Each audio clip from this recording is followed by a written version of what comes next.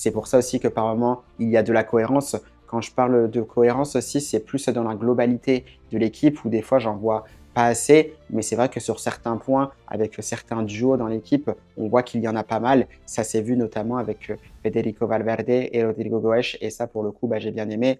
Un Federico Valverde d'ailleurs qui aura superbe bien défendu, il aura fait ce qu'il fallait, des très très bonnes interventions, il montait aussi quand il fallait, et ce qui est incroyable c'est qu'il n'était qu'à 50%, on l'a vu, je crois qu'il était strappé, il n'était pas à 100%, donc ce sera à Carlo Ancelotti aussi de très bien gérer l'Uruguayen, pas sûr d'ailleurs qu'il jouera en championnat ce week-end face au Rayo Vallecano, on verra bien, on a vu une fois de plus que l'Uruguayen était extrêmement important dans le dispositif de Carlo Ancelotti. Et nous, ça nous a fait plaisir de le revoir parce qu'il avait manqué lorsque nous avons perdu 3 points cruciaux du côté du Betis ce week-end.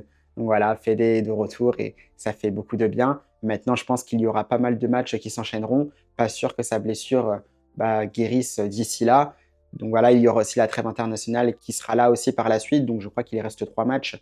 Une fois contre le Rayo ce week-end, le match retour face à l'Atlético de Madrid la semaine prochaine, et puis ce déplacement à la Ceramica face à Villarreal le week-end du coup de la semaine prochaine. Et après, Fede Valverde pourra se reposer justement en fonction aussi des demandes parce qu'il y a la sélection uruguayenne qui le sollicitera certainement. Donc on verra bien ce qu'il se passera. Mais en tout cas, on souhaite bon courage à l'Uruguayen de s'accrocher parce que c'est vrai que ça va être difficile aussi avec l'enchaînement des matchs parce que le Real Madrid a fait énormément de matchs cette saison, surtout avec les compétitions qui se sont rallongées avec beaucoup plus de matchs, notamment la Champions League. Il y a eu la Super Coupe d'Espagne, il y a eu la Coupe du Monde des clubs, la Copa del Rey. Donc c'est vrai que ça fait beaucoup. Carlo Ancelotti devra être beaucoup plus vigilant à propos de l'état de l'Uruguayen.